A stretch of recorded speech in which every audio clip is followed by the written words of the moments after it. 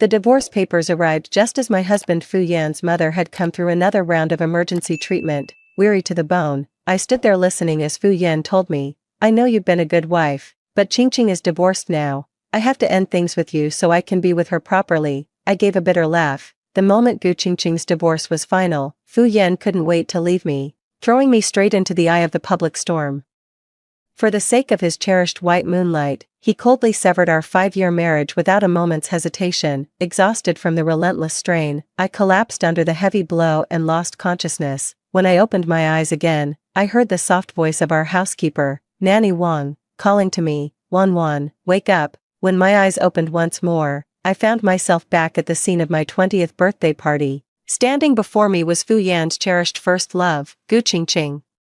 She wasn't on the guest list, she had come with Fu Yan. I frowned as I opened my eyes, and the anxious face that met my gaze was Mo Euros. With her fair skin and striking red dress, Gu Qingqing stood out brilliantly in the crowd. She was so frail, it seemed a strong gust of wind could blow her away. As I came to, the familiar decor and the surrounding clamor made me realize I had been reborn. In a daze, I pushed myself up from the table and shoved through the crowd to bolt out of the banquet hall.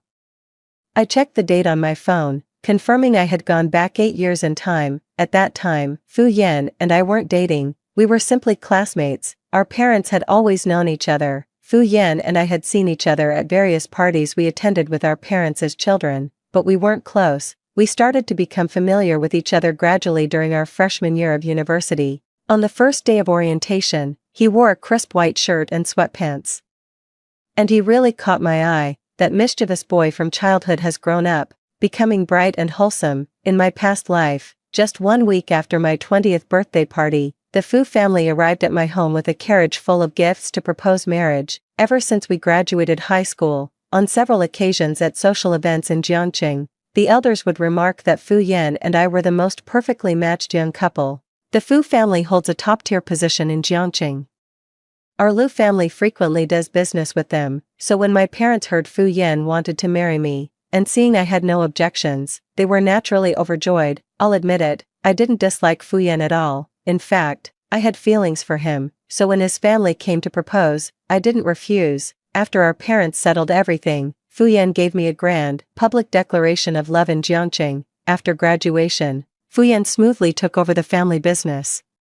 While I chose to start my own design studio, he was completely devoted to his career. My role was managing his daily life, caring for his parents as if they were my own, accompanying him to all sorts of business events, and being his all-around right-hand woman. In just 2 years, Fu Yan fulfilled his father's long-held ambition of entering the supermarket business, though it certainly couldn't have been done without my family's support. Before the wedding, he was quite considerate towards me.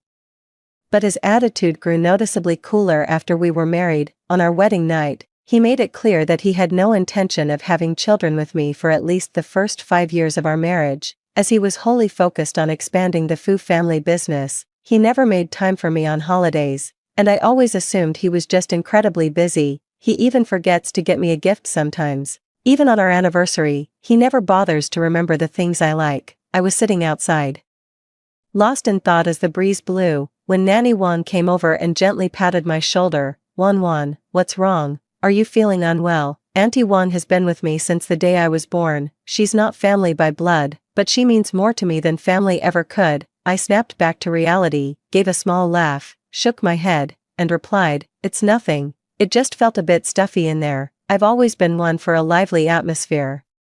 So my behavior today must have seemed completely out of character to Auntie Wang. No wonder she was looking at me with such a puzzled expression. Aunt Wang sat down beside me to keep me company. After a few minutes, she spoke up, asking, "Would you like to go back in for a couple more drinks? The birthday party isn't over yet. I'll pass on going. Let me give my parents a call and head out first." I got in the car with Auntie Wang and headed home first. After leaving the hotel, I let out a long sigh of relief. As long as I didn't speak with Fu Yan face to face, he wouldn't remember to propose to me a week later, and then none of what came after would ever happen. In this second chance at life, I just want to stay far away from Fu Yan and Gu Qingqing. I have no desire whatsoever to get tangled up in their messy love-hate drama. I rolled down the car window, gazing at the familiar scenery of Jiangqing, when suddenly I saw a vision from my past life. After Fu Yan asked me for a divorce, I stumbled out of the hospital in a daze, crying, and wandered the streets for what felt like an eternity.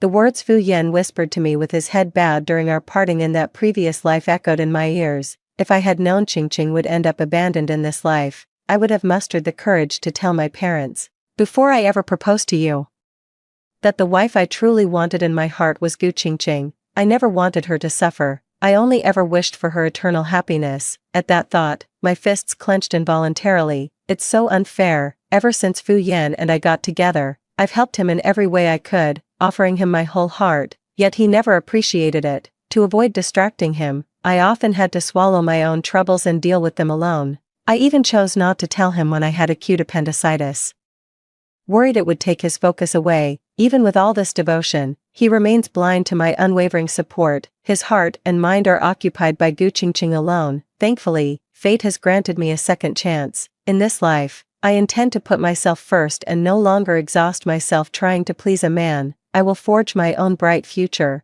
one that has absolutely nothing to do with Fu Yan. In my past life, when I accompanied Fu Yan to a class reunion after we were married, his friends, drunk, told me there was another reason he had been so decisive in proposing to my family. They said I should thank Gu Qingqing, as she was the one who strongly recommended me to Fu Yan. They said I was a well-bred lady from a good family, both beautiful and accomplished, and that marrying me would be a great asset to Fu Yan's future career. At the time, I thought it was just drunken banter from his friends. But a lie repeated often enough can start to feel like the truth. In this life, even though I managed to avoid direct interaction with Fu Yan at the birthday party, I still can't afford to let my guard down mentally. I need to start preparing early. That evening, when my parents returned, I took their hands and directly proposed the idea of going abroad for a month of study travel. I remember my parents had suggested many times before that I go out and broaden my horizons, but I had always refused, using the hot weather as an excuse. This situation is the perfect excuse for me to leave Jiangqing right now, my mother asked, somewhat surprised. Wan, what made you suddenly see things so clearly after your birthday? I replied earnestly, it just hit me in a moment that I shouldn't waste this summer at home. I really should go out and see the world. My father saw right through me, sensing my motives weren't that simple, and added, is there something you're not telling us? My father knew I hated going out during the day in summer, so my sudden change of plans must have meant something was up. Seeing my parents again, my eyes grew a little misty. In my previous life, in the third year of my marriage to Fu Yan, my father died of a sudden heart attack on a plane, brought on by overwork. At the time, I was accompanying Fu Yan to an overseas forum and missed my father's funeral. I've regretted it for the rest of my life.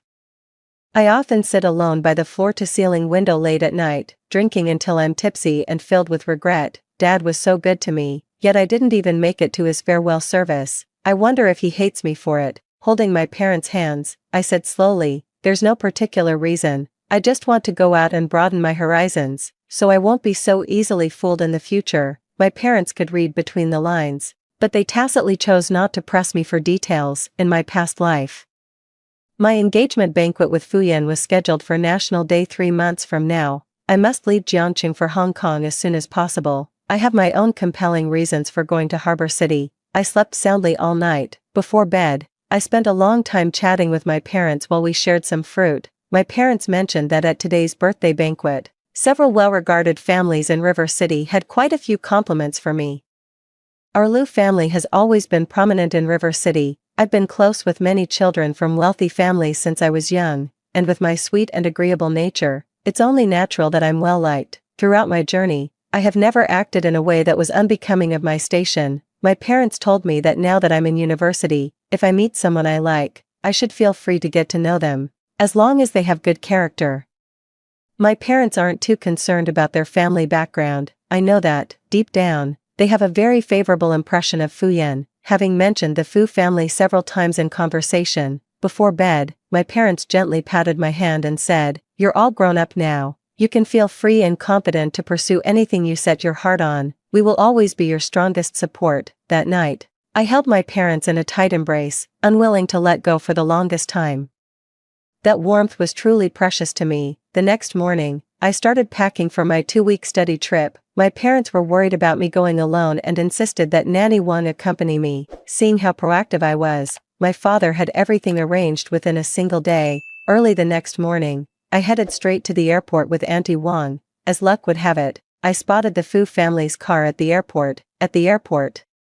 We also ran into Fu Yan and his group who were there to see a friend off. The friend next to Fu Yan pointed at me and said, "That girl's backpack is really nice, looks like the new limited edition from Maison Margiela. You can tell from her clothes that she's not from an ordinary family." Fu Yan glanced at me a couple more times and said, "I think I saw that girl just the other day," not sure if he had actually recognized me. I tried to hurry away with Aunt Wang, but I still overheard their conversation. "Young Master Fu, what does the Liu family's daughter actually look like? I heard she's stunning. Did you manage to get her contact info at the birthday party?" Even without meeting Fu Yan's gaze, I could still feel his eyes lingering on me. He spoke softly. "No, we didn't get a chance to talk." Hearing the calm in his voice, I felt myself relax without realizing it. The hotel my dad booked for me was at my own request, just after I finished checking in. The very person I wanted to see happened to walk past the front desk. I casually stopped a girl passing by and asked, "Excuse me, where did you get that bracelet? It's stunning." This was our meeting. Guided by the memories of my past life, the girl seemed taken aback for a moment before replying, "My brother had this custom made for my 18th birthday by a private designer. You can't buy it anywhere." She was Yan Mengmeng, the heiress of the Yan family, in my previous life. She had taken her own life in this very hotel during a moment of despair. Her brother, Yan Jingchuan, is Fu Yan's sworn rival. In this life, I have no intention of getting close to Fu Yan, so I absolutely must secure a powerful ally. I seized the opportunity to chat with her for a bit, showing a keen interest in her bracelet, and ended up getting her contact information. I learned she had come to Hong Kong to get away from some family friction, and I offered to be her companion.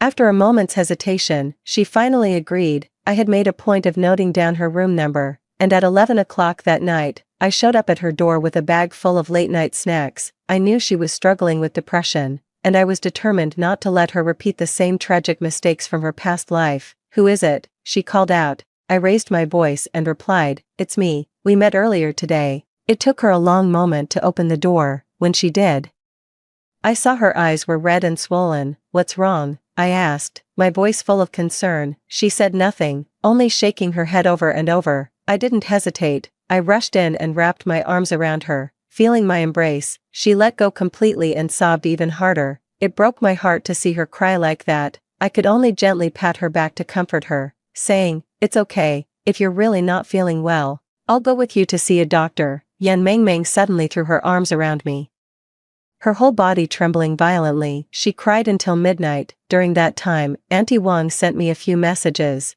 and I replied each time telling her to get some rest. Once she was feeling a bit better, I opened the late-night snacks I'd brought and shared them with her. We ate and talked until Yan Mengmeng finally fell into a deep sleep at 3 in the morning. I quietly slipped out of her room. When I got back, Auntie Wang, her eyes still heavy with sleep, asked, "Do you really plan on staying with that girl the whole time?" Auntie Wang knew my temperament. I'm usually quite aloof when meeting strangers. My overly enthusiastic attitude towards Yan Mengmeng really took Auntie Wang by surprise. I couldn't remember Yan Jingchuan's contact information, so I had to find another opportunity to get in touch with him. I spent a whole week showing Yan Mengmeng around Harbor City.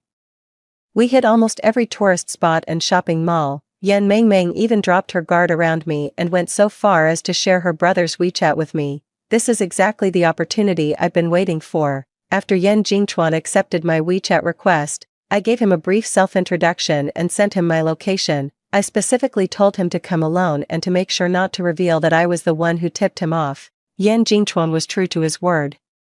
After we had been out for a while and returned, I saw him in the lobby. When he saw Yan Mengmeng, he was visibly moved. He instinctively grabbed my arm and thanked me. Then, taking Yan Mengmeng's hand, he said, "I've finally found you. Mom has been so worried she hasn't slept for days." I knew the Yan siblings were close, but I never expected a man as stern as Yan Jingchuan to look at his sister with such tenderness in his eyes. Yan Mengmeng took my hand and introduced me, saying, "This is my new friend." Seeing that I had won Yan Mengmeng's approval, Yan Jingchuan also let his guard down around me. Honestly, my reasons for coming to Harbor City were twofold. First, to avoid a direct confrontation with Fu Yan, and second, to hopefully prevent Yan Mengmeng from doing something drastic in this lifetime. Yan Mengmeng once saved my life, though it was unintentional. We were both so young back then. She probably doesn't recognize me now. I wonder if what I'm doing now counts as beginning to change the course of fate in this life. Yan Jingchuan treated us to a seafood hot pot. Throughout the meal, Yan Mengmeng kept telling him all the fun stories from our week of sightseeing. As I stepped out of the restroom, Yan Jingchuan grabbed my arm from behind. I looked at him, my face full of confusion, only to be met with his icy tone. "Miss Liu, you saved my sister. What do you want in return?" Yan Jingchuan is a prominent figure in the business world. He once said that nothing in this world is free from the ties of self-interest. I wrenched my hand away from his, my face a mask of displeasure. "What are you implying?" Yan Jingchuan seized my wrist once more and said coldly, "I don't believe you helped my sister without an ulterior motive." I let out a cold snort and raised my eyes to stare directly at him. His eyelashes were long, but his bright eyes held not a trace of warmth.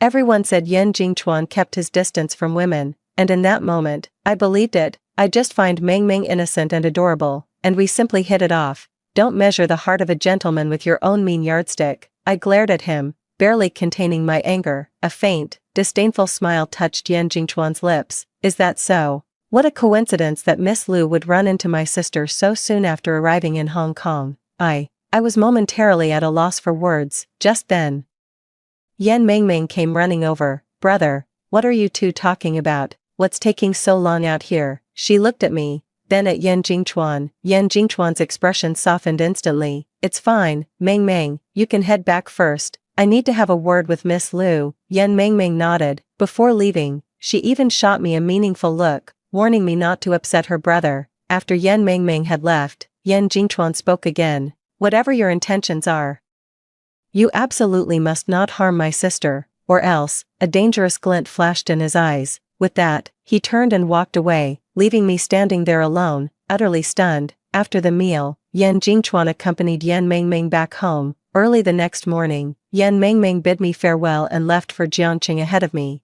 She said it was time to go back for proper treatment and to spend time with her mother after being away for so long. Just before she left, I called out to Yan Jingchuan. Yan Jingchuan lifted his gaze and asked in a cold tone, "Is there anything else, Miss Liu?" I handed a paper bag to Yan Jingchuan. Inside were some calming incense and the peace talismans we had prayed for at the temple. He took it, glanced inside, and seemed momentarily lost in thought. "Thank you for being so thoughtful towards my sister. When we return to Jiangqing, I hope you, Miss Liu, will continue to spend time with her." As soon as he finished speaking, I ran over to Yan Mengmeng, hugged her once more, and whispered a few words of advice in her ear. Yan Mengmeng urged me to finish my plans and return to Jiangqing to meet her as soon as possible, and I agreed. I could see the tension in Yan Jingchuan's brow ease considerably just before he boarded the train. It made me think that sincerity isn't always wasted. In this life, I am determined to live authentically, relying on my own wisdom and hard work. In my past life, I was always making sacrifices for others, setting aside my own dreams. In this life, I will make sure to speak my mind. I waved at their car and whispered, "Goodbye. I have a feeling we'll meet again soon." What Yan Jingchuan didn't know was that one of the protective talismans in the bag was from me. I believe in this lifetime, I'll be able to stand by his side without a hitch. I spent another 2 weeks in Harbor City, visiting several well-known niche designers from across the country. I gained a lot of practical knowledge that you simply can't get from textbooks. After wrapping up my planned itinerary, I returned to River City. The moment I got home, my parents informed me I was expected at an important dinner party that evening. I was pretty worn out, but it was impossible to say no. My parents told me the Fu family had a major announcement to make tonight. According to my calculations, Fu Yan is about to make a move. In the evening, I got changed with my mom and listened to her chat for a bit. I heard Fu Yan has been on really bad terms with his parents lately. He said he wants to propose to his high school classmate, but the girl's family background is quite ordinary. Fu Yan's parents still refuse to give their blessing. I heard the Fu family is threatening to disinherit Fu Yan if he insists on marrying her. I listened the whole time without saying a word, which Mom found strange. "You usually love discussing these things with me the most. Why so quiet today?" I smiled and replied, "I just wanted to wait until you finished before I said anything." Mom added, "I heard Mrs. Fu was so furious she nearly had a heart attack. Their family would absolutely never allow such an ordinary girl to marry into their household, seeing that his mother's health was genuinely poor." Fu Yan had no choice but to relent. He promised he absolutely wouldn't marry her and bring her home, he just wanted to be with her and have a memorable romance. I recalled that in my previous life, Fu Yan had indeed stated clearly that if he'd known better, he would have married Gu Qingqing. Who would have thought that in this life, when he finally mustered the courage, it would turn out like this. In my past life, when I married into the Fu family, I had the full support of both sets of parents. This was because my family background and social standing were a perfect match for Fu Yan's. Even if Gu Qingqing did manage to marry Fu Yan as she wished, her life wouldn't necessarily be as comfortable as mine was in my previous life. In my past life, I truly treated the entire Fu family as if they were my own flesh and blood. Fu Yan's parents saw the genuine respect and affection I held for them in my heart, and in time, they came to treat me as their own daughter. Mom was waiting for me to weigh in on the matter, but to her surprise, I just smiled and said, well, as long as young Master Fu is happy with it, that's all that really matters. Mom stared at me, taken aback. Her reaction made me think of Fu Yan's face in my past life. The moment he heard Gu Qingqing was divorced, he immediately demanded a divorce from me. I couldn't help but find it amusing. I had thought he was determined to marry no one but Gu Qingqing, yet now he can't even sway his own parents. It just goes to show that whether I'm in the picture or not, Fu Yan's path to marrying Gu Qingqing was never going to be easy. I had always believed Fu Yan's feelings for Gu Qingqing ran deep, but it seems they weren't all that profound after all. He's still as self-centered as ever. He wouldn't give up his inheritance of the Fu family for any woman. The banquet hadn't even started yet when I saw Yan Jingchuan arrive with Yan Mengmeng. I walked straight over to Yan Mengmeng and took her by the hand, leading her away. We excitedly chatted about all sorts of recent happenings, and Yan Mengmeng told me her brother had found the protective charm I bought for him. Yan Mengmeng covered her mouth with a light laugh and asked if I had a thing for her brother. I blushed with a bit of embarrassment, lowering my head without a word, seizing the moment. Yan Mengmeng took a jewelry box from her bag and handed it to me. I teased, "How nice of you to remember to get me a gift." Yan Mengmeng gave a light chuckle, gesturing for me to open it. Before my eyes was the latest piece from my favorite niche designer, completed just a week ago. I was utterly astonished. Yan Mengmeng told me it was a return gift from her brother. I looked up at Yan Mengmeng, secretly delighted, never expecting Yan Jingchuan to be so thoughtful. At that moment, Yan Jingchuan approached, a hint of tenderness in his eyes. Seeing this, Yan Mengmeng tactfully excused herself, leaving Yan Jingchuan and me alone. Yan Jingchuan said softly, "Thank you for the talisman, I really like it. I hope you'll like this necklace too." I gave a slight nod, a faint blush coloring my cheeks. As music filled the ballroom, the dance began. Yan Jingchuan extended his hand to me, inviting me for a dance. I placed my hand gently in his palm, and together we stepped onto the dance floor. To the strains of the elegant melody, we danced, our gazes meeting as if the rest of the world had faded away, leaving only the two of us. When the dance ended, I could feel a subtle, warm tension beginning to grow between Yan Jingchuan and me. After the event concluded that evening, it was Yan Jingchuan who offered to see me home. Along the way, he even pulled over to buy us some warm pastries from a roadside stall. For the next 3 days, Yan Jingchuan kept sending me messages on and off. Every morning, a delivery guy would bring me a bouquet of flowers, always my favorite lisianthus. I had mentioned this preference of mine to Yan Mengmeng, but the gifts didn't stop there. He'd also send me delicious treats and fun little novelties. However, this seemingly perfect situation took a turn on the 4th day. Yan Jingchuan suddenly stopped messaging me, and I didn't receive his usual morning flowers. A wave of disappointment washed over me, but I tried to console myself, thinking he must just be busy. That evening, I couldn't help but send him a message first, asking if he was alright. However, my message went unanswered, as if it had sunk into the sea without a trace. It wasn't until 10 at night that Nanny Wang excitedly knocked on my door to tell me there was a vast sea of flowers outside our home. I threw the door open in excitement and saw Yan Jingchuan standing there. His eyes filled with tenderness, holding a huge bouquet of flowers. Brilliant fireworks suddenly lit up the night sky. Yan Jingchuan walked up to me, handed me the flowers in his hand, and said softly, "I'm sorry for making you worry. I was preparing a surprise all day. That's why I didn't contact you." I took the flowers, my eyes welling up with emotion. He gently wiped the tears from the corner of my eye, took my hand, and led me into the sea of flowers. We strolled through the blossoms, savoring the romantic moment. Suddenly, Yan Jingchuan knelt on one knee, pulled a sparkling ring from his pocket, and declared with utmost sincerity, "I don't know what it takes to marry you, but right now, I hope you'll give me a chance. Will you be my girlfriend?" Overwhelmed with joy, I nodded through tears of happiness. Yan Jingchuan slipped the ring onto my finger and held me in a tight embrace. Under the brilliant fireworks, we held each other close. Yan Mengmeng clapped excitedly. Joined by my parents watching the whole scene unfold from the second floor, I was so thrilled that I couldn't sleep a wink that night. From then on, Yan Jingchuan became a regular visitor at my home. He came over almost every day, sometimes to pick me up for dinner, other times to keep me company at home while I read, sketched, or worked on manuscripts. Sometimes I'd ask him curiously, "Don't you ever have anything to do? After all, I remember in my past life, Fu Yan was always as busy as a spinning top, hardly ever home." To my surprise, Yan Jingchuan replied, "A lot of things can be handled over the phone. Nothing is more important than spending time with the one you love." It was such a simple statement, yet it filled my heart with a warm glow. And so, we spent a full 10 days together. Yan Jingchuan even cooked 2 meals for me himself. My parents both praised how attentive he was to me, saying it was clear he genuinely cared.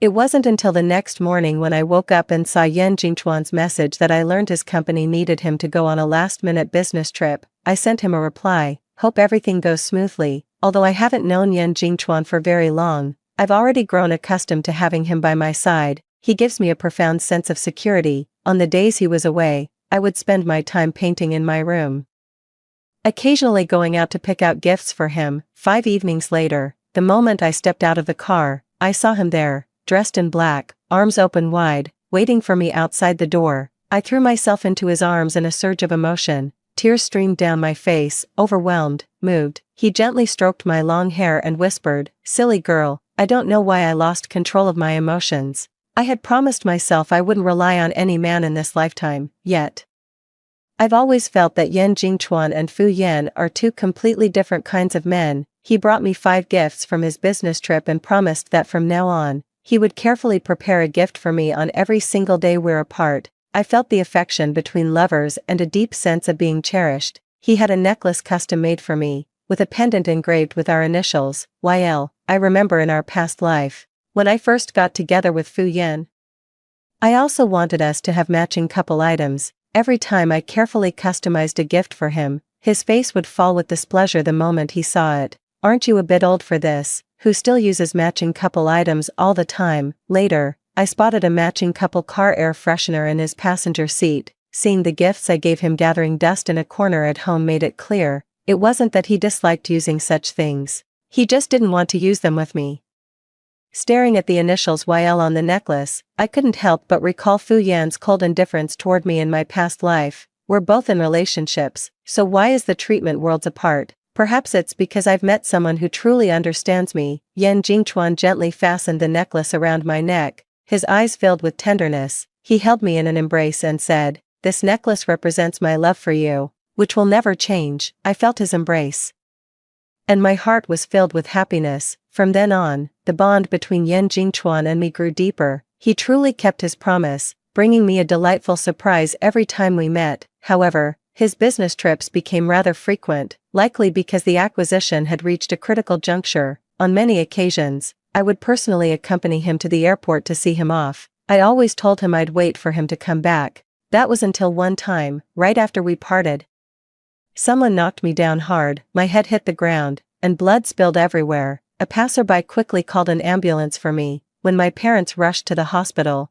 their faces were etched with worry. The wound was very deep. I've always cared about my appearance since I was little. If it leaves a scar, I'll be absolutely heartbroken. I really didn't want to tell Yan Jingchuan about this, but we have our usual routine of video calling every night. After Yan Mengmeng found out about my injury, she came to the hospital to see me. She squeezed my hand and said, "Don't even think about hiding this from my brother. He'll be really upset if he finds out you kept it from him." That night, I came clean about the injury. Yan Jingchuan was so worried he wanted to fly back immediately to be with me, but I managed to talk him out of it. "It's just a minor injury, nothing serious." To my surprise, Yan Jingchuan asked me how the person who bumped into me was dealt with.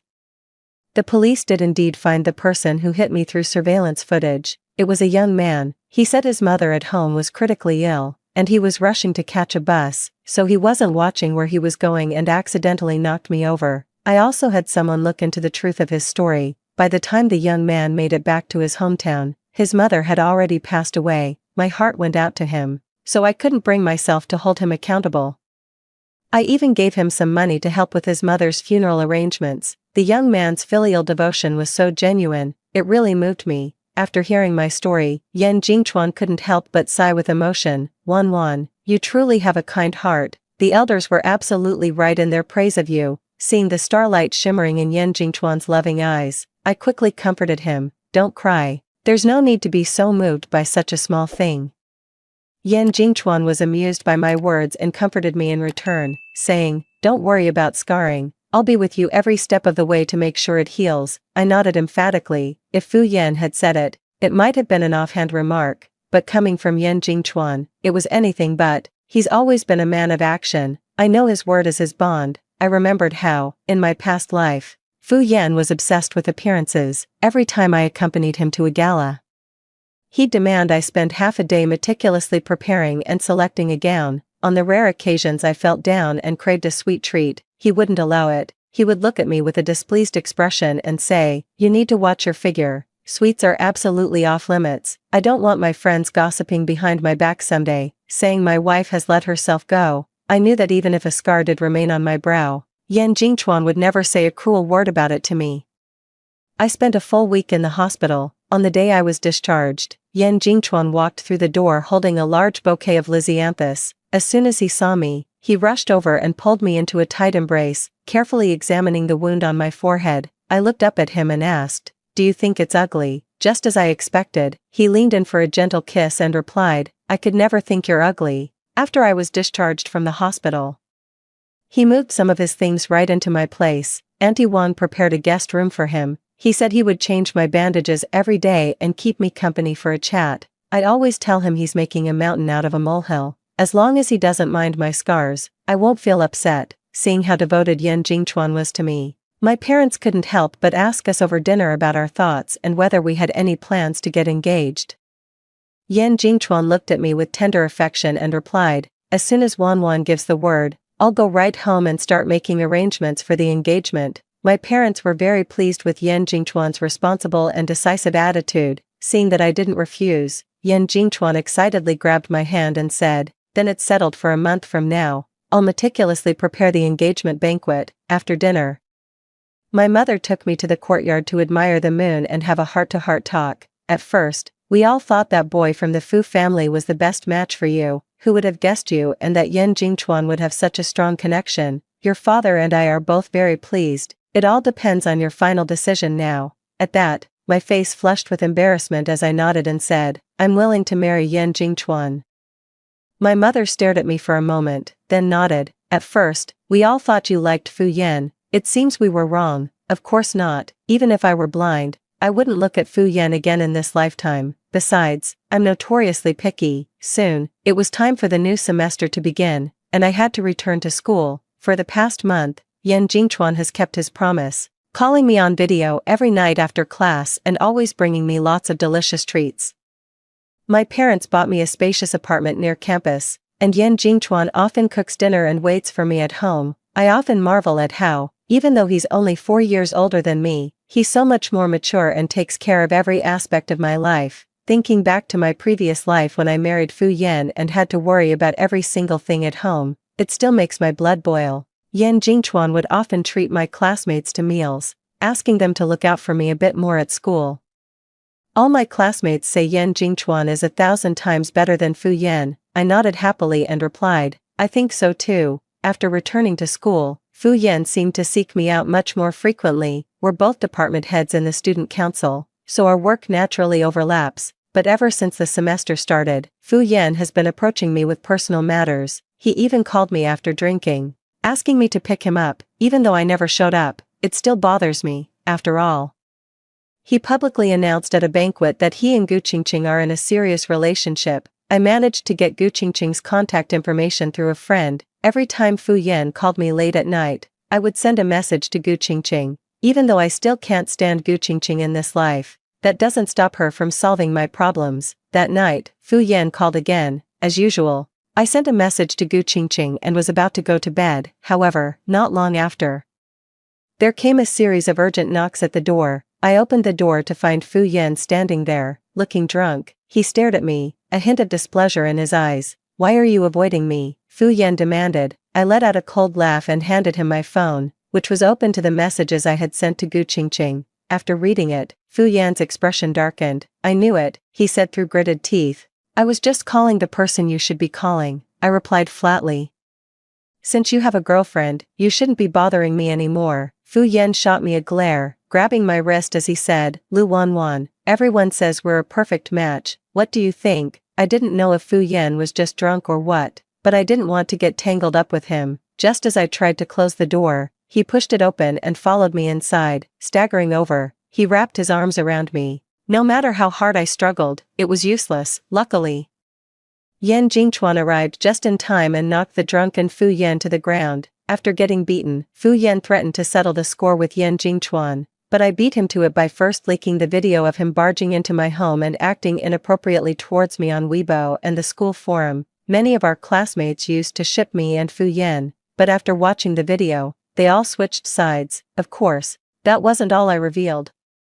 I also exposed the fact that Fu Yan and Gu Qingqing are currently in a passionate relationship. Then there's the matter of Gu Qingqing's fraudulent GPA. After my rebirth, I hired 2 private investigators to keep an eye on Gu Qingqing, and sure enough, I caught her red-handed. Gu Qingqing prides herself on being the top student in the department, but in reality, she buys her assignments and obtained her GPA through illicit means. Following my report, all the teachers who had been helping Gu Qingqing were brought down. The scandal caused such a public uproar that Gu Qingqing was expelled from school for her fraudulent actions. This time, Fu Yan didn't come to her aid. Instead, he joined the trending comments, stating he had been mistaken about Gu Qingqing's character all along. After losing Gu Qingqing, Fu Yan then turned his predatory gaze toward me. As the saying goes, better late than never, but my parents are no pushovers either. Every time Fu Yan showed up at our door with a betrothal gift to propose, my parents would shut the door in his face. His drunken behavior was utterly contemptible in my parents' eyes. They even went to Fu Yan's parents over this, warning them that if it happened again, all future cooperation would be off the table. The Fu family has been desperate to secure that plot of land in the western suburbs. They absolutely cannot afford to cross my family in the next couple of years. When Yan Jingchuan found out that Fu Yan's parents over this, warning them that if it happened again, all future cooperation would be off the table, that evening, while Yan Jingchuan and I were watching a show at my place, Fu Yan showed up drunk at my door again, looking for trouble. The moment he saw Yan Jingchuan there, he flew into a rage, charged straight at him, and punched him in the face. The two of them got into another scuffle, and it took everything I had to finally pull them apart. They were both left with cuts and bruises. As I wiped the blood from Yan Jingchuan's face, my heart ached for him. Fu Yan, slumped on the side, was visibly displeased. "Lu Wanwan, why won't you help me clean up this wound?" I held Yan Jingchuan's hand in the air and replied, "He's my boyfriend, and you're just my classmate. If you want the same treatment, go get your own girlfriend." After that whole incident with Gu Qingqing, it was as if she vanished from Jiangqing. She was never seen by Fu Yan's side again. A week later was my engagement party with Yan Jingchuan. When my parents heard that Fu Yan had caused another scene at our doorstep, they showed no mercy and demanded the Fu family give us a proper explanation. The Fu family had no choice but to issue a public apology to me. Overnight, Fu Yan's reputation was in tatters. That was exactly what I wanted. The engagement was short notice, but Yan Wei gave me the grandest celebration Jiangqing has ever seen. He even sent 2 helicopters just to deliver the gifts. We exchanged rings and vowed never to be parted. I told the security at the door under no circumstances to let Fu Yan in, but he outsmarted us and snuck in through the kitchen. By the time I saw him, our engagement ceremony was already over. Fu Yan rushed up to me, his eyes bloodshot, and demanded, "Why did you choose him over me? We met first, and you even said I was a good guy." After saying that, I snorted coldly and hid behind Yan Wei, refusing to acknowledge him. To my surprise, he flew into a rage again and tried to hit Yan Wei. The friends and family in the audience were so outraged that they called the police, and Fu Yan was taken away. That night, Yan Wei took me to a cabin in the suburbs to gaze at the brilliant, starry sky. He pulled me into his embrace and asked, "So, why did you choose me?" I blinked up at him and replied, "Because it was meant to be." We held each other close, basking in the warmth of our mutual affection. In this life, I have finally changed my own destiny through my own efforts. I believe the future will be even brighter. The end. Story 2. You don't have much time left. Next, say your goodbyes to your family properly. The attending physician's tone was gentle, filled with compassion, yet it felt like a boulder crashing onto my heart.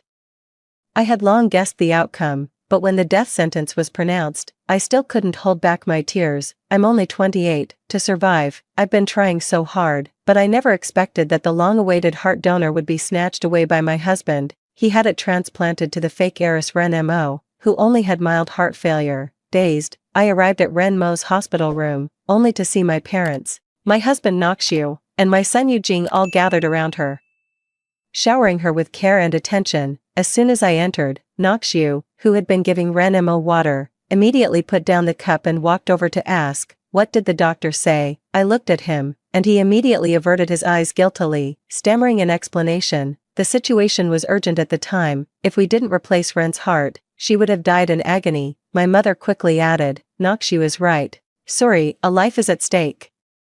You wouldn't be so unreasonable as to be angry with us over this, would you?" The words I was about to say lingered on my lips before I calmly replied, "I'm not angry. The doctor said there will be good news in a week." After a pause, I added, "Good news for all of us." Noxiu adjusted his gold-rimmed glasses on the bridge of his nose, and a smile instantly lit up his peach blossom eyes behind the lenses. A suitable heart donor so soon. I knew the decision that day was the right one. My father also sighed in relief and said with a smile, "Our Ren is truly blessed. If we hadn't given up the heart donor for her, she definitely wouldn't have lasted another week." My mother nodded repeatedly and gently tucked the stray hairs behind Ren Mo's ear, saying, "Our Ren's blessings are yet to come," unlike someone who could have waited for another heart donor but chose to make a scene instead, humiliating our Mo family to no end, even though I've already been disappointed in them. At this moment, my heart still aches. I clenched my skirt tightly, forcing back the sorrow that threatened to spill from my eyes. Noxiu gazed at me gently, but his words were chilling. "You really were too impulsive that day. I think you should apologize to Ren." I looked at him in disbelief. Ren Mo stole my heart, and now she actually wants me to apologize to her. My mother chimed in, "Exactly. And if you hadn't bullied Ren that day, she wouldn't have had that heart attack in the first place. You should be grateful she's lying here safe and sound now. Otherwise, I'd never acknowledge you as my daughter for the rest of my life." I remember that day, Ren Mo standing in front of me, smugly flaunting the marks on her neck, bragging about how much Noxiu cherished her and how he just couldn't control himself. I couldn't hold back and slapped her, only to be caught in the act by them. Noxiu rushed forward in anger and shoved me away. I was knocked to the ground, and in the dizzying chaos, my mother charged at me, hitting and scratching. My father just stood coldly at a distance, as if he too thought I deserved to be taught a lesson. Then, I had a heart attack, and Ren Mo also clutched her chest, saying it hurt, but everyone thought I was faking it, while she was genuine. At this thought, I forced a bitter smile and said calmly, "Sorry, it's my fault." No one expected me to apologize so meekly. Noxiu looked at me with a hint of curiosity in his gaze. Ren Mo also furrowed her delicate brows, wearing an expression that seemed to say, "How can you be so fake?" My parents watched me even more warily, as if afraid I might cause trouble again. Only my son, Ping'an, was happy. He threw himself into my arms and said, "Mom, that's great, you finally admitted your mistake. Don't bully Auntie anymore, or else, like Grandpa and Grandma, I won't like you either." I lowered my gaze to look at him. I could endure the indifference, misunderstandings, and favoritism from my parents and husband, but him, my child, whom I carried for 10 months, also favoring Ren Mo was something I couldn't bear. Yet, I no longer had the strength to fight anymore. I gently stroked his face and said with a smile, "Mom will listen to you." Only then did my mother nod in satisfaction and say, It seems you've finally learned to behave, Suri Mo." Noxiu also let out a sigh of relief and said, "My wife has grown up." Watching him feign affection, I felt nothing but nausea in my chest.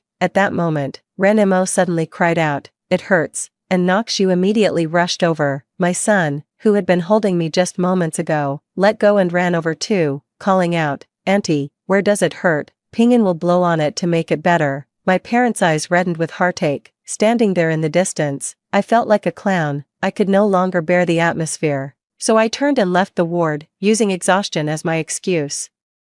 Just as I reached the door, a sharp pain in my chest nearly made me collapse. Leaning against the wall, I crouched down and frantically searched for strong painkillers, swallowing several pills before finding relief. Inside the ward, I could still hear my mother scolding me for my indifference. She thinks I don't care about Ren Mo, but I know that as long as I'm around, Ren Mo will feel uncomfortable. This is her usual tactic to vie for attention, but in reality, she doesn't need to do this at all.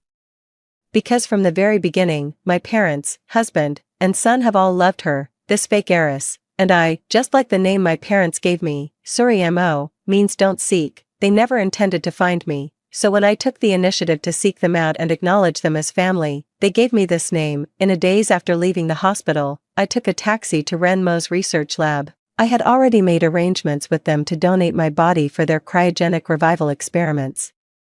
When signing the agreement, the staff member asked, Mo, do your parents and partner know about your decision? I smiled faintly and replied calmly, they all respect and support my decision. The staff member said enviously, that's wonderful, your family must love you very much, so they hope you can be revived one day. Under her admiring gaze, I felt as if I had truly become a woman deeply loved by my parents and partner. The corners of my mouth curled up involuntarily. And I said with a smile, of course, who doesn't love their own family? As I spoke, I handed over the agreement. After confirming everything was correct, I left the place and returned home.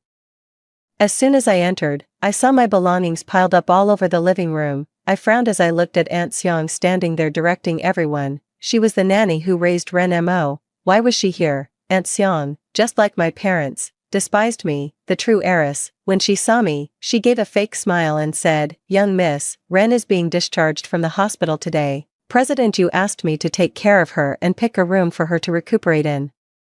I thought the master bedroom would be ideal since it's well ventilated, so I cleared it out for Ren to recover in. All the other rooms in the villa are in use, so I'm afraid you'll have to make do with the storage room downstairs. I replied calmly, all right. Aunt Xiong probably didn't expect me to be so agreeable. Swallowing back the words she had prepared, she looked at me suspiciously and asked, aren't you angry, miss? I shook my head and turned to walk toward the storage room.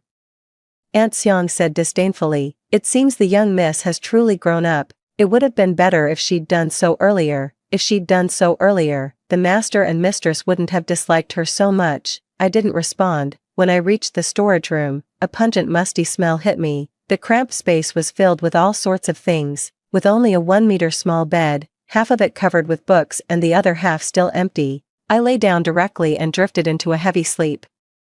I was too exhausted, just wanting to get a good night's sleep, but who would have thought that even such a small wish couldn't be fulfilled? I don't know how long it had been when I was roughly shaken awake. As I opened my eyes, I saw Nokshu's eyes filled with panic. Seeing me wake up, his worried expression instantly turned cold. He raised his voice and demanded, why did you post about our marriage online? Do you have any idea how many people are cyberbullying Ren now?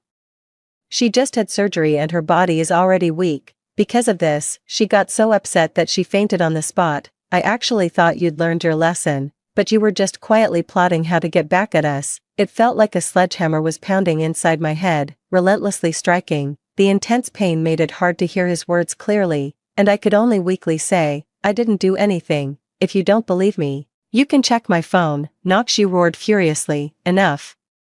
Those reporters already admitted you paid them to sensationalize this story. How long are you going to keep pretending? Come with me now and kneel to apologize to Ren. Nokshu roughly pulled me off the bed and dragged me outside. He walked too fast, and my leg slammed hard against the doorframe with a loud thud, sending a sharp pain through me instantly. Yet he only glanced back at me briefly before continuing to drag me out. Entering the hall, he threw me violently to the ground.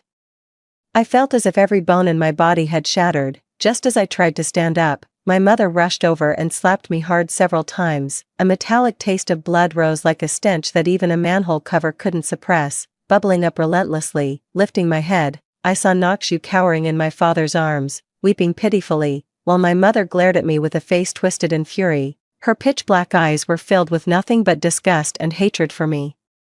As if hacking me to pieces wouldn't be enough to vent your hatred, perhaps my gaze was too icy. My mother raised her hand to strike me again. I could no longer hold back and spat out a mouthful of blood. The blood splattered all over her hands and face, causing her to freeze in stunned silence. Her hand also paused on my face, as if gently caressing me for a moment. Unable to resist, I greedily nuzzled my cheek against her hand, and tears began to fall uncontrollably. I, too, long, so desperately long, for my mother to caress me the way she does Ren instead of always using cold, harsh slaps to vent her disgust toward me. My mother jerked her hand back as if shocked by electricity. I collapsed wearily, blood starting to trickle from my nose. Nakshu rushed forward in panic, asking anxiously, "What's wrong with you? Why are you vomiting so much blood?" I looked at him, his hands were trembling, as if genuinely concerned about me. I pushed away his hand that was reaching out to help me, but just as I tried to get up, I started vomiting blood in a humiliating mess. Finally, a trace of fear appeared in my mother's eyes. She shook her head and said, I only slapped her a few times, I didn't do anything else." After speaking, she asked me with rare concern, "Sorry, what's wrong, Mom?" "Mom will take you to the hospital right away." My dad also came over and asked, "What happened? Quick, help Suri up first." My son, Pingan, rushed over crying loudly, "Mom, you're bleeding so much, are you going to die?" My mom scolded sharply, "Don't talk nonsense." At this moment, Aunt Seong suddenly walked out, holding a package in her hand, and said angrily, "Miss, how could you use a blood pack to scare Madam and President you?" "Blood pack? What blood pack?" Before I could figure it out, my mother had already rushed in front of Aunt Seong. She glanced at the item in Aunt Seong's hand and, in a fit of rage, threw it to the ground. She scolded furiously, "Suri Mo, you are indeed full of tricks, daring to deceive our sympathy with a blood pack." I smiled bitterly and shook my head. Clearly, I had already learned my lesson, so why were they still not letting me off? Nakshu crouched down, looking at me with disappointment, and said, "Suri, how did you become like this?" My father angrily returned to Renmo's side, saying with disgust, "Ungrateful daughter, truly a wild child from the countryside, ruthless and unscrupulous. You're not even half as good as our Ren. No, you can't even compare to a single strand of Ren's hair." I didn't speak, just barely swallowed back the blood that was about to spill from my mouth. Pingan, who had been clinging to me earlier, now pushed me to the ground in disgust. Frowning, he said, "Mom, I really thought you had changed. You're so mean, I don't like you anymore." With that, he ran to Renmo's side, leaned against her leg, and declared, "I want Auntie to be my mom instead." My heart is as dead as ashes. I clenched my hands desperately, even though my palms were already pierced deeply by my nails, yet it still couldn't stop my tears. Nakshu sighed, reached out to wipe my tears, and asked, "You also know how unbearable it feels to be betrayed by the closest person, but why did you still do such a thing? Now, Ren's reputation is ruined, and our company's stock is in turmoil. All of this is because of you, so, not only must you apologize, but you must also take compensatory measures." I wanted to say I knew nothing, but Ren Mo started crying, choking back sobs. She said, "Forget it, brother-in-law, sister has repeatedly hurt me. I'm afraid if I make her apologize again, she'll only hate me more. Though I don't know why sister dislikes me so much, still, for mom and dad's sake, and for yours, brother-in-law, I'm willing to let it go." My mother said sympathetically, "Ren, you're just too kind-hearted, that's why she bullies you. Don't worry, mom and dad will always stand by your side, with us protecting you. She'll never have another chance to hurt you." After speaking, she looked at me with a cold expression and said, "Listen carefully. For the sake of the reputations of our Mo and you families, we have already discussed and agreed on a solution. You and Nakshu will get divorced tomorrow, and then he and Ren will register their marriage. We will announce to the public that Nakshu and Ren had already registered their marriage long ago, but because of your poor health and your affection for him, it was kept hidden from you." I looked at Nakshu and asked, "Do you agree with this too?" Nakshu avoided my gaze, frowning impatiently as he said, "There's no other way. Who told you to cause this mess?" After a pause, he added, "But don't worry, this is just a temporary measure. Once the storm blows over, I'll divorce Ren." I stared at him, momentarily at a loss for words, perhaps out of guilt, or perhaps because my silence felt like defiance. His expression turned cold as he snapped, "Whether you agree or not, I slowly began to speak. "Congratulations, and may you have a happy marriage." Nakshu's voice abruptly stopped. He stared at me blankly, an indescribable panic rising in his heart. I couldn't shake the feeling that, at this moment, I was like a very light sheet of white paper, liable to be blown by the wind to a place beyond his sight at any time. I slowly got up, leaned against the wall to wipe the blood from my face, and looked at my mother. saying, Noxu and I never got our marriage license, so he can directly register his marriage with Ren-mo. My mother seemed surprised and asked, you never got your marriage license? Noxu's expression darkened. Frowning, he explained, we were always busy before, and later, it just slipped our minds. My mother clapped her hands and said, not being registered is even better. My son, Pingan, glanced at me timidly and asked, does that mean Auntie will be my mom from now on? I nodded at him with a smile and asked, are you happy? Pingan jumped for joy and exclaimed, that's great. Auntie will be my mom from now on. After speaking, as if afraid I might be upset, he added, Mom, no, Auntie, as long as you promise not to bully Auntie anymore, I'll still like you. I lowered my gaze and whispered, understood. Ren-mo burst into tears of joy and asked, does sister really agree to let brother-in-law marry me? I said calmly, don't call him brother-in-law anymore. Ren-mo shyly glanced at Noxu. She had thought Noxu would be happy, but instead found him staring at me. Instantly, she clenched her sleeves and lowered her gaze to hide the jealousy in her eyes. When she looked up again, her eyes were filled with nothing but innocence. She said sincerely, thank you, sister. I shook my head and replied calmly, we're family, there's no need to be so polite. Besides, I'll be counting on you to take good care of me in the future. Ren-mo didn't know I had already donated my body to her studio and thought I was just being polite.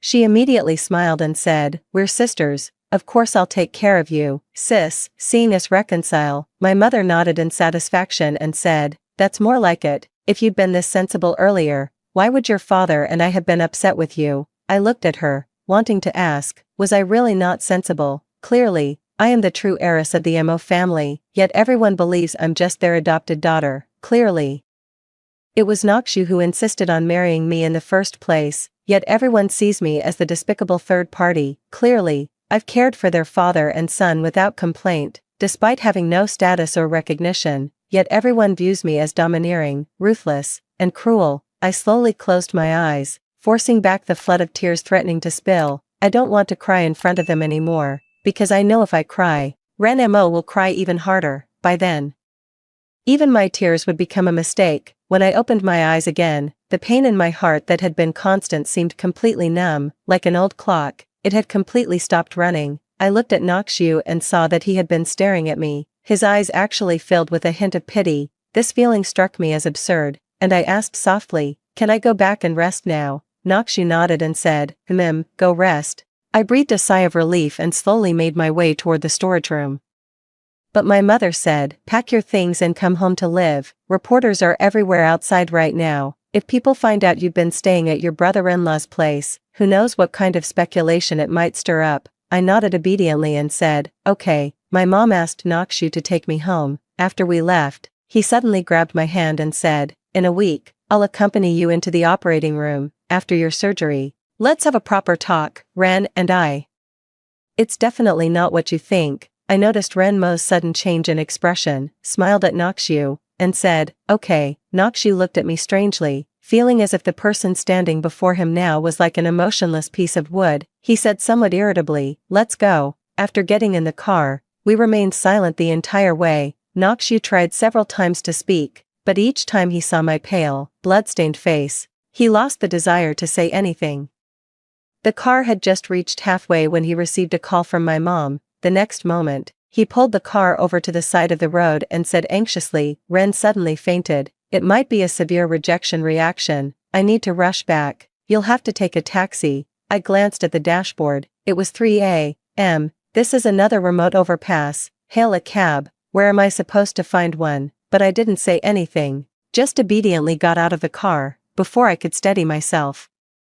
Noxu stepped on the gas and drove off. The roar of the sports car tore at my heart, leaving it aching. I clutched my chest, taking a long while to recover before finally escaping that agonizing torment. Just as I began to calm down, a muffled thunderclap roared from the sky, as if even the heavens despised my cowardice and bellowed in fury. Before long, raindrops the size of beans began to fall, some striking my head with surprising pain. Listening to the thud-thud-thud sounds, I suddenly realized it was hailing. I quickly covered my head and hurried forward, the hard hailstones relentlessly pounding on my hands and face. It hurt so much, I couldn't help but burst into tears. I didn't want to cry, but the hailstones hitting me were just too painful. As I walked, everything suddenly went black before my eyes, and I collapsed to the ground.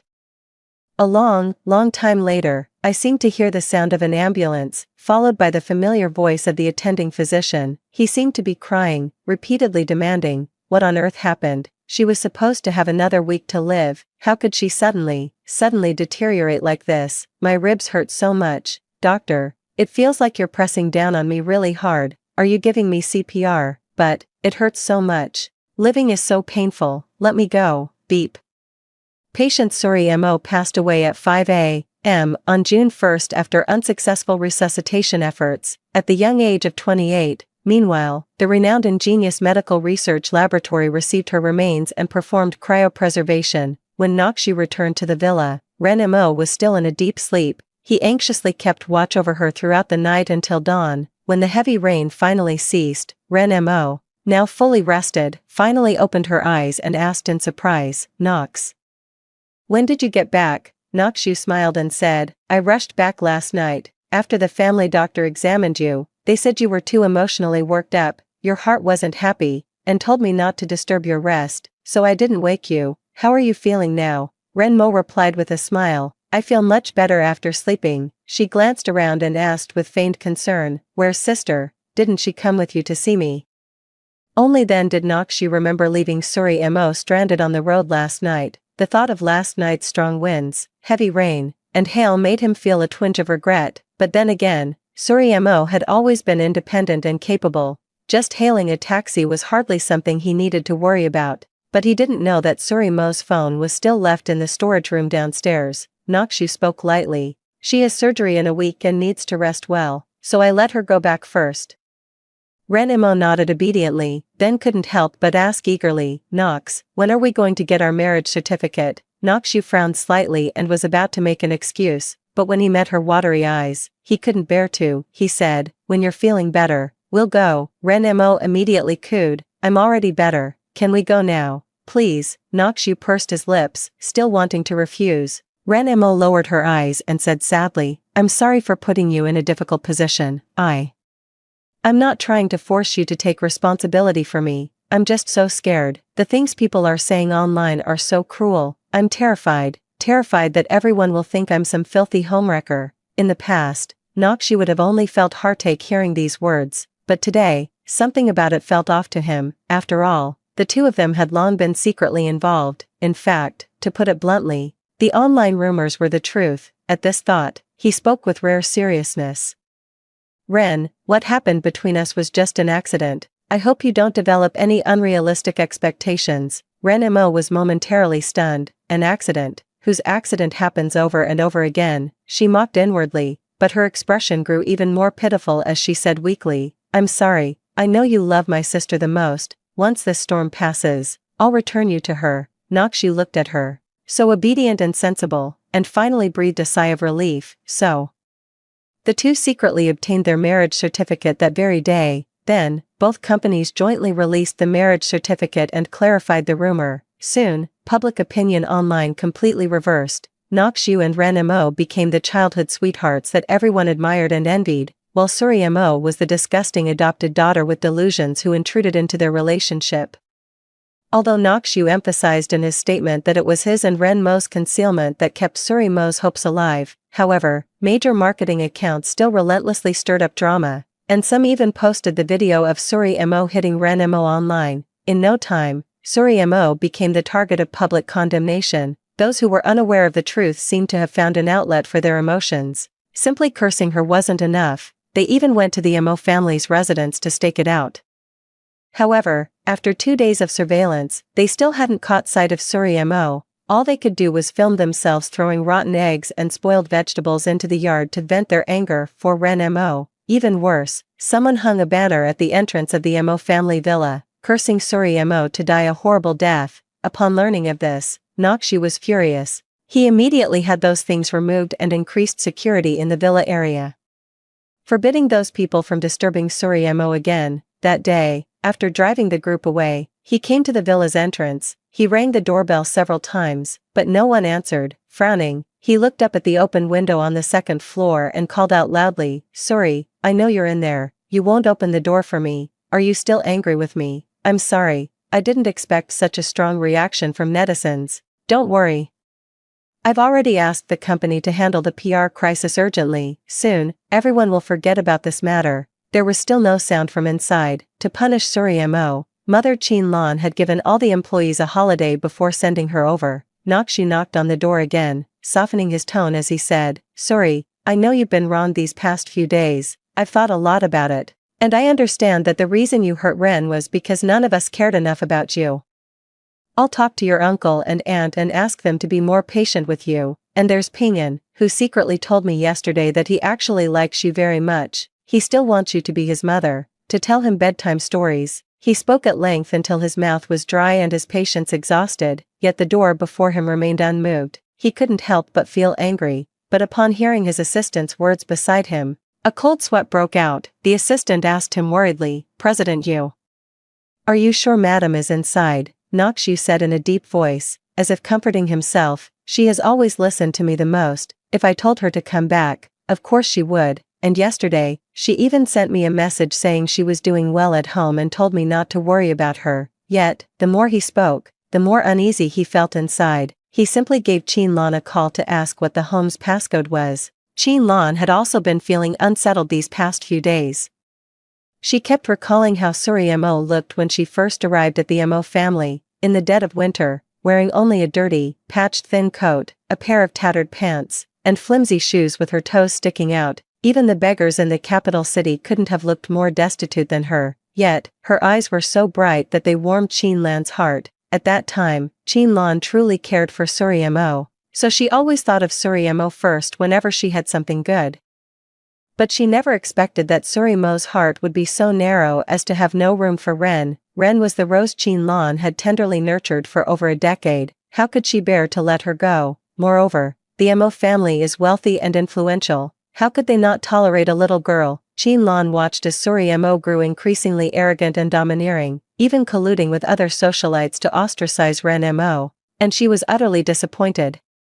She felt that if Suri Mo were allowed to continue unchecked, she would become a complete scoundrel. That's why she became even stricter with Suri Mo. She had always believed that Suri Mo's recent maturity was all thanks to her hard-hearted approach. Just as she was thinking this, she received a call from Nakshu. Upon learning that Nakshu had gone to the Mo family's home, she immediately became anxious and scolded. "Nakshu, you're being foolish. What kind of time is this? How could you go to my house? If someone sees you meeting Suri Mo privately, all our efforts will be in vain." In the past, when Chin Lan spoke like this, Nakshu would only feel guilty and apologize, but today, he suddenly felt a chill run through his body. No matter what, Suri Mo is her own biological daughter. Could it be that she isn't the least bit worried? He said in a deep voice, "Auntie, Suri Mo is my wife. No matter how much she's at fault, the punishment she's endured is enough. She still has to undergo a heart transplant surgery and will be hospitalized tomorrow, both emotionally and logically. I should come to see her. You all like Ren. If even I don't like Suri Mo, then she's really pitiable." His assistant, hearing this, gave him a puzzled look, wondering inwardly when he had started caring about his wife. Chin Lan remained silent for a long while before finally telling him the password. After hanging up the phone, Nakshu's words echoed in her ears, making her wonder if she had truly gone too far. At this moment, Moyang walked in and asked, "Aunt Xiang, Ren is hungry. Is the bird's nest soup ready?" Aunt Mo, who had been pretending to work while secretly observing Chin Lan, was startled by the sudden voice and accidentally knocked over the freshly served bird's nest soup. The loud noise snapped Chin Lan, who had been lost in thought, back to reality. Chin Lan asked suspiciously, "Aunt Xiang, why have you been so absent-minded lately?" Aunt Xiang quickly apologized, but her mind flashed back to the image of Suri Mo vomiting blood frantically on the floor that night. Ever since that night, she had been having nightmares. In her dreams, Suri Mo always stood coldly by her bed, asking why she had framed her. At the thought, Aunt Xiang began to tremble. Chin Lan, thinking she had been too harsh, softened her tone and said, "Why don't you start by stewing another bowl of bird's nest?" After a pause, she added, "2 bowls. I'll go home in the afternoon to bring some to Suri. Suri is also going to have surgery soon. She needs to nourish herself well too." Mo Yang asked with some surprise, "So you've forgiven her?" Chin Lan sighed and asked, "Husband, have we been too harsh on Suri? She's learned her lesson now. From now on, let's cherish her properly and teach her the ways of the world gradually. Mo Yang nodded and said, I'll follow your lead. Truth be told, he didn't dislike Suri Mo that much, after all. Suri Mo's face bore an 80% resemblance to his own. Looking at her was like seeing a younger version of himself. If it weren't for her being so disappointing, he wouldn't have treated her coldly and let her be taught a lesson to discipline her. The couple discussed how to make it up to Suri Mo. Little did they know, Suri Mo had already been locked inside a hibernation pod at this time. Meanwhile, after entering the Mo family's residence, Nakshu began frantically searching for Suri Mo.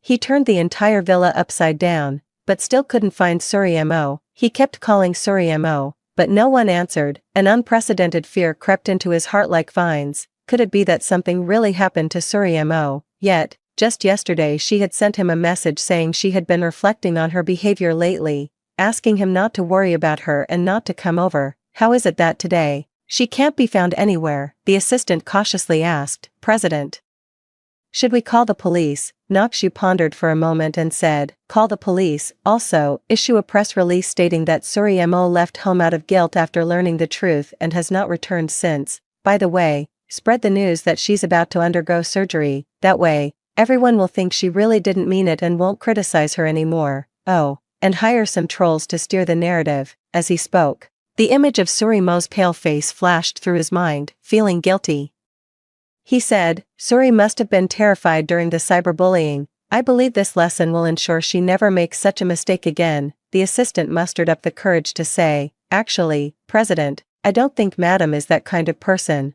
Are you really not going to investigate further? Nakshu asked with a dark expression. What do you mean? If it wasn't her, would those reporters have framed her for no reason?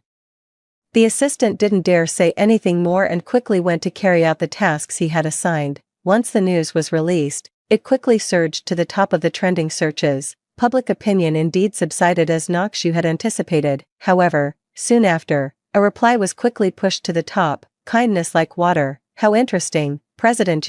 Wasn't your wife's heart source already given to the adopted daughter of the Mo family, leading to her tragic death? So, were you even unaware of the news of her passing? At first, the replies below were all filled with, and some even asked if he was someone hired by Suri Mo to deliberately confuse the public, until he was doxxed, and it turned out he really was a doctor, a leading expert in cardiology, no less, with appointments that were hard to come by. Xiang Shanrua Shui even went as far as to post Suri Mo's medical records, along with the hospital's surveillance footage. He said, I originally didn't want to meddle in other people's affairs. After all, I'm just an ordinary person, no match for the U or Mo families, but, as a doctor, if I can't even protect my own patient, if even a patient's heart donor is snatched away, if I don't speak up, I fear her soul won't rest in peace after she dies. As soon as this video was released, it instantly caused an uproar. Because the video not only documented Nakshu seizing Suri Mo's heart donor but also showed Ren Mo in the hospital, taunting me with the marks on her neck. Not only that, but the doctor also posted Ren Mo's medical records. When everyone saw that she was only suspected of having early heart failure, they were instantly furious and outraged. In no time, everyone angrily rushed to Nakshu's company, demanding that he come out and explain everything. In the video, Ren Mo kept calling him brother-in-law, and his son also kept calling Suri Mo mom. Everyone immediately realized that they had been deceived by the Mo and Yu families working together. At this moment, the Yu residence, Nakshu's hand holding the phone trembled uncontrollably as he rewatched the video repeatedly. In the footage, Ren Mo's usually gentle and innocent face had twisted into something ferocious and terrifying. He had never realized that the tender little white flower was, in truth, a horrifying man-eating plant. Qin Lan and Mo Yang were the same. At this moment, both of them had red eyes. Qin Lan said with a trembling voice, Husband, we really misunderstood Suri. You must go find Suri and bring her back. I want to tell her. It was Mom's fault. It was Mom's fault. Mo Yang choked up and said, I'll call her attending doctor right away. Suri must be with him. She's angry with us. That's why she lied and said she was dead. Yes, that must be it. Nakshu nodded and said, Exactly. She even messaged me yesterday saying she was fine and not to worry. How could she have passed away 3 days ago? Upon hearing this, Qin Lan felt a weight lift from her heart and asked excitedly, Really? but as soon as she finished speaking, Mo Young and Noxu's expressions changed, because they had thought of another possibility. At this moment, footsteps could be heard from upstairs. Supported by Aunt Seong, Ren Mo descended the steps one by one. Still unaware of the online situation, she asked anxiously, "Mom, Dad, I heard that my sister is missing. Is it true? I'm so worried about her." The three of them fell silent simultaneously, just staring at her strangely, as if trying to bore a hole through her with their gaze, especially Noxu, who had never touched Ren Mo. Why would she tell such a lie? Ren Mo felt uneasy inside. In the past, Qin Lan would have already taken the opportunity to scold Suri Mo for being inconsiderate, but now, Qin Lan was just staring at her. The look in her eyes was exactly like the one she gave Suri Mo. Ren Mo asked somewhat guiltily, "Why is everyone so quiet?" She thought to herself, "Could they have found out about what I did? That's impossible." Just as Qin Lan was about to speak, Noxu's assistant hurriedly walked in. He said, "P. President, we found news about Madam." Noxu and the other two instantly stood up in excitement. Their eager gazes made the young assistant's scalp tingle. For a moment, he wasn't even sure if he should deliver this news. Meanwhile, Ren Mo, seeing their tense expressions, was consumed with jealousy. She pushed Aunt Seong aside and then pretended to miss a step, tumbling down the stairs, but this time, her screams went unnoticed by everyone. Noxu didn't even spare her a glance, instead pressing the assistant urgently. "Where is my wife? Take me to her now," the assistant stammered. Madam has already passed away. Moreover, 3 days ago, her remains were transferred to Time Studio 4 for the cryogenic revival experiment by the studio staff. Just now, the studio called me and said that Madam left something there, asking me to notify you to go pick it up. Noxu felt his head buzzing, while Qin Lan's eyes rolled back as she fainted outright. Mo Young staggered, shaking his head in disbelief. "No. It can't be, she clearly said there was a matching heart donor. How could she die? My daughter was still so young, how could she die?" At this moment, Ping'an, who had just returned from school, rushed in, with reddened eyes. He ran up to Mo Young and asked, "Grandpa, who did you say died? Is it Mom? I don't want Mom to die. I don't want Mom to die." Noxu looked at his grieving son and said coldly to the nanny, "Take the young master upstairs." Then, he turned his gaze to Ren Mo.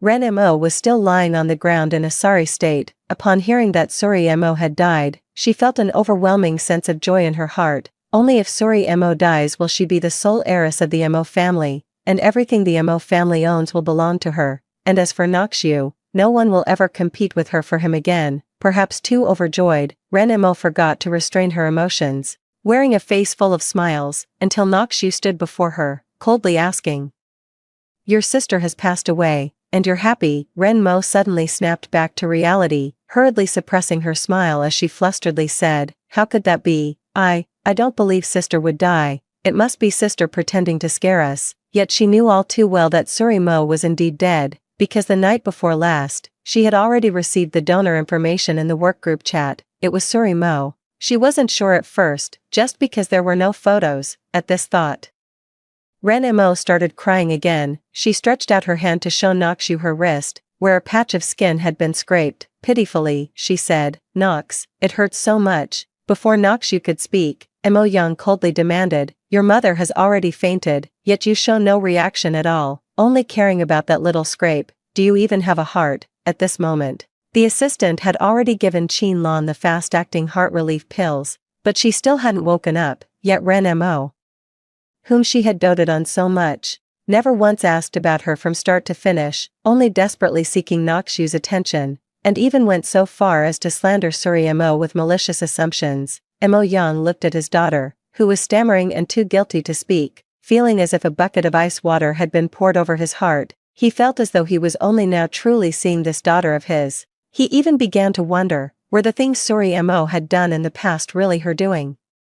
At that moment, the sound of a phone ringing came from upstairs. Ren Mo immediately said to Aunt Seong, "Go get my phone for me, quick." Noxu looked up and saw Aunt Seong standing there, her face deathly pale. Only when his gaze fell upon her did she hurriedly go upstairs, but when she came back downstairs, the phone she brought wasn't Ren Mo's, it was Suri Mo's. Ren Mo's face instantly changed color, while Noxu snatched the phone away and loudly demanded, "Why is Suri's phone in your hands?"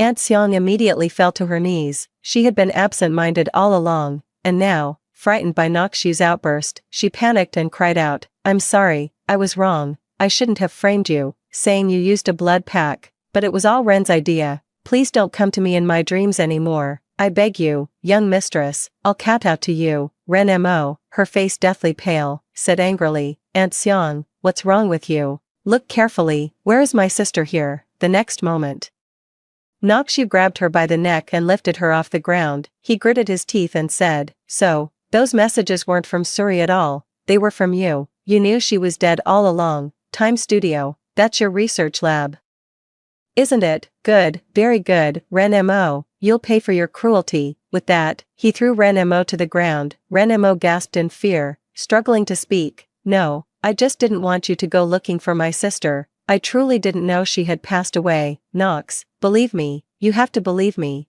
But Nokshu simply kicked her hand away. With a cold expression, he ordered the bodyguards, drag both of them to the basement. Then, he rushed to the research lab with Qin Lan and Mo Yang. Ren Mo was being dragged towards the basement, yet her parents, who had always loved her, didn't even glance her way. She cried out desperately, "Dad, Mom, please help me. I really didn't do anything." Qin Lan slowly turned around, her eyes filled with hatred, and said, "Ren Mo, I will never believe you again. You are the real monster. If my daughter truly dies, I'll make sure you descend to the 18th level of hell and bury you alongside her." Ren Mo was frightened by Qin Lan's gaze.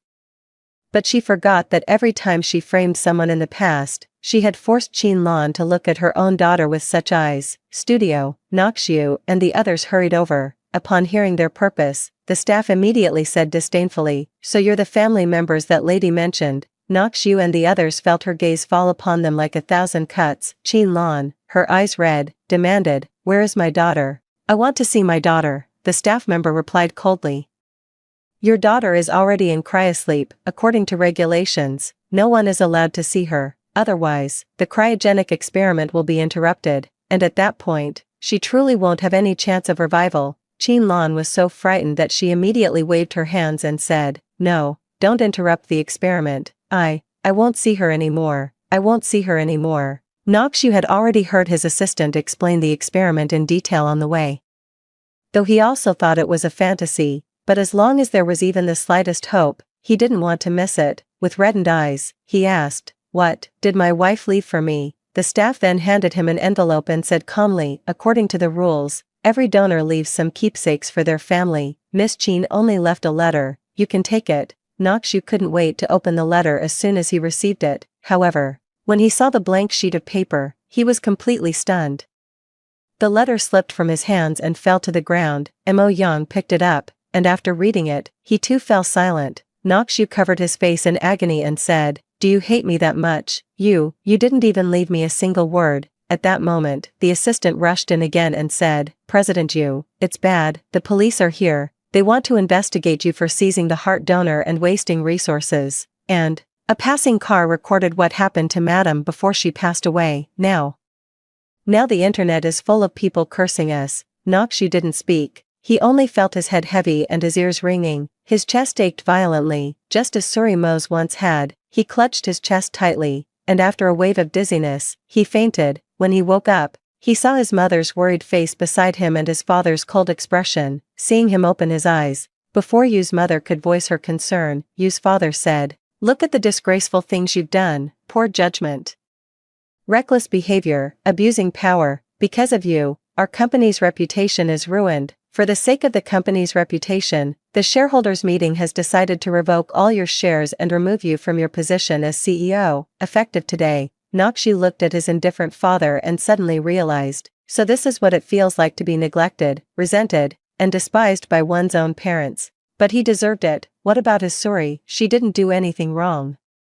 So why was she being slandered and resented by her closest family? At this thought, he immediately broke down in tears. Mother Yu said heartbrokenly, "Don't cry, son, I have shares, I'll give you my shares." Father Yu coldly retorted, "If you hadn't spoiled him, would he have made such a colossal mistake? If you dare to help him, then get out of this house with him." With that, he angrily slammed the door and left. Mrs. Yu still wanted to say something, but Nokshu calmly said, "Mom, I'm exhausted, could you let me rest alone for a while?" Mrs. You left reluctantly, glancing back repeatedly, but the moment she stepped out, a loud bang was heard from inside, followed by someone shouting, "Someone jumped off the building." Mother Yu stumbled back to the ward in a daze, only to find Noxu's bed empty. She rushed to the window and looked out, seeing Noxu lying motionless on the cold ground below. By the time news of Noxu's death arrived, Mo Yang had already brought Ren Mo back home. As soon as Ren Mo stepped inside, Qin Lan greeted her gently as always, saying, "Ren, you're back.